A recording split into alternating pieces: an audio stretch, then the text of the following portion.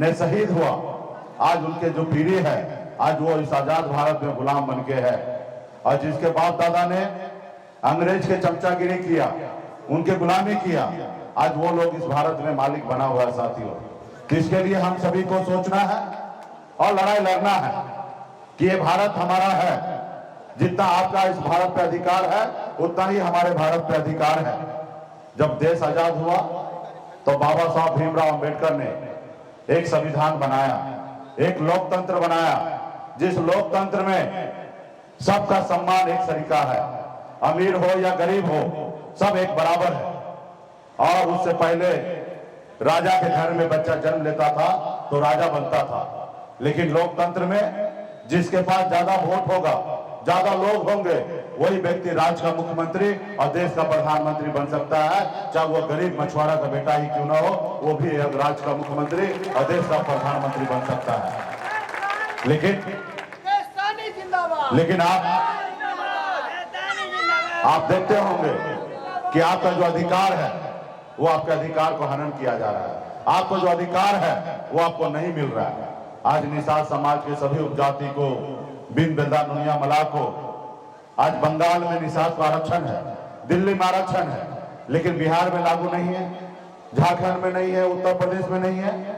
और जिसके कारण है कि अभी तक हम लोग बहुत पीछे रह गए। अगर आरक्षण मिल गया होता तो सैकड़ों हमारे समाज में डॉक्टर होता, कलेक्टर होता, एसपी होता, एसडीओ होता, बीडीओ होता, डीएसपी होता, दरोगा होता, लेकिन नहीं है। आज यूपी, बिहार, झारखंड जाइए, 137 जिला में एक भी निषाद का बेटा कलेक्टर नहीं है। तो साथियों, इसका दोषी कौन? इसका दोषी वो जो पहले सरकार चलाया करता था, उसका दोषी कौन? जो अभी सरकार चला रहे हैं। और तीसरा दोषी आप हैं कि अपने हक अधिकार के लिए संघर्ष नहीं कर पाए साथियों। तो इसलिए अगर इस संसार में सर उठा के जीना है, मान सम्मान अधिकार के साथ जीना है, तो दो काम करना है। एक काम, एक रोटी कम खाइए, लेकिन अपने बच्चे को पढ़ा लिखा के काबिल बनाइए। जब तक समाज में शिक्षित नहीं होगा, समाज पढ़ेंगे लिखेंगे नहीं, तब तक ये समाज आगे नहीं बढ़ेगा। इसलिए अपनी हर जरूरत को कम कर दीजिए। आप घर बनाना चाहते हैं, आप घर मत बनाइए, लेकिन जरूरी सबसे पहले बच्चे को पढ़ा लिखा दीजिए। जब वो काबिल बन जाएगा तो घर झोपड़ी नहीं, वो चाहेगा तो महल बना सकता है। इसलिए अपनी हर जरूरत को कम कीजिए। आप अपनी जिंदगी में चाहते हैं 10 कट्ठा जमीन खरीदना, आप 10 कट्ठा जमीन की जगह 5 कट्ठा जमीन खरीदिए, लेकिन आप अपने बच्चे को पढ़ा लिखा लीजिएगा, वही बच्चा पढ़ लिख कर समझदार होगा, हजारों एकड़ जमीन खरीद लेगा। ये पढ़ाई में ताकत है साथियों। इसलिए बच्चे को पढ़ाइए, लिखाइए, काबिल बनाइए। दूसरा, अपने अधिकार के लिए संघर्ष कीजिए। जब तक आप अपने अधिकार के लिए संघर्ष नहीं कीजिएगा, जब अपने हक अधिकार के लिए लड़ाई नहीं लड़िएगा, तब तक आपका समाज आगे नहीं बढ़ेगा और न ही आप आगे बढ़िएगा। आज मुझे देखिए, मैं भी एक गरीब परिवार में ही जन्म लिया। पिताजी मछली मारते थे, दादाजी मछली मारते थे, ऐसे परिवार में मैं भी जन्म लिया। जहां हजारों समस्या था वहीं मेरा जन्म हुआ, लेकिन मैंने हर समस्या से लड़ा, गरीबी से लड़ा, पढ़ाई किया, मुंबई जैसे शहर में चला गया। मात्र 18 साल की उम्र में, जिस उम्र में बच्चे को अपने परिवार के साथ रहना होता है, अपने माँ बाप के साथ रहना होता है, अपने भाई बहन के साथ रहना होता है, उस उम्र में 18 साल में गांव को छोड़कर मुंबई जैसे शहर गया। वहां मेहनत किया, मजदूरी किया, मात्र 900 रुपया महीना, 30 रुपया रोज पे मजदूरी करके, वहां संघर्ष करके और एक बेहतर मुकाम को मैंने हासिल किया और बेहतर जिंदगी जीने लगा। हजारों लोग हमारे पास काम करने लगे, ऐसे जिंदगी जीने लगा। तो साथियों, ये कैसे हुआ? ये संघर्ष की बदौलत हुआ।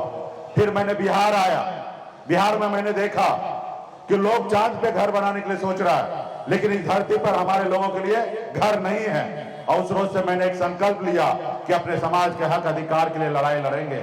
और पिछले 9 सालों से आज घर परिवार को छोड़कर बंबई में और आपके बीच में लगे हैं और पूरे बिहार में अपने समाज को जागरूक कर रहे हैं। और आज बिहार में ये पहचान हमारी बन चुकी है कि आज बिहार ही नहीं, पूरा देश निषाद समाज को जानने लगा, पहचानने लगा। कल तक निषाद को कोई जानता नहीं था, कोई पहचानता नहीं था। हमारा समाज एक टिकट मांगने के लिए अपनी सारी उम्र को बिता देता था, एक टिकट नसीब नहीं होता था। आज परिस्थिति बदल गया है। आज हम टिकट मांग नहीं रहे हैं, टिकट बांटने का काम कर रहे हैं। आज बड़े से बड़े शक्तिशाली बड़े से बड़े पॉलिटिकल नेता आज निषाद समाज से डरने लगा है, आज घबराने लगा है कि नहीं, ये समाज जाग चुका है, ये समाज हक अधिकार लेगा, और आज वो हमें परेशान कर रहा है। लेकिन हम किसी से डरने वाले नहीं है, हम भयभीत होने वाला नहीं है। हम सर पे कफन बांध के निकल गए और हमने कहा जब तक अपने समाज के हक अधिकार दिलाएंगे नहीं, तब तक चैन से जीने वाला नहीं है साथियों। चैन से बैठेंगे।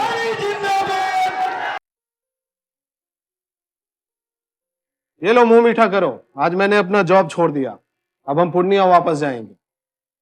जॉब छोड़ दिया है? मतलब ये घर कैसे चलेगा? हम करेंगे क्या? और माँ बाबूजी क्या बोलेंगे? इसलिए मैं एक और मिठाई का डब्बा लाया। अपने बिजनेस के लिए लोन अप्रूव हो गया। अरे लोन अप्रूव हो गया वो तो ठीक है, लेकिन पूर्णिया में हम रहेंगे कहाँ? अपना घर भी तो नहीं है वहाँ। इसलिए तो एक और मिठाई का डब्बा अलग से लाया हूँ। हमने पूर्णिया में घर ले लिया है, पूर्णिया के ई होम्स पैनोरमा में। पूर्णिया में पैनोरमा ग्रुप लेकर आए हैं ई होम्स पैनोरमा। बड़ा घर, आलीशान जिंदगी और अत्याधुनिक सुविधाओं के संग। अरे अरे, अब क्यों मुंह मीठा करवा रही हो? क्योंकि हम घर वापसी जो कर रहे हैं। घर वापसी की खुशी पूर्णिया में ई होम्स पैनोरमा के संग। E homes panorama, luxurious lifestyle redefined.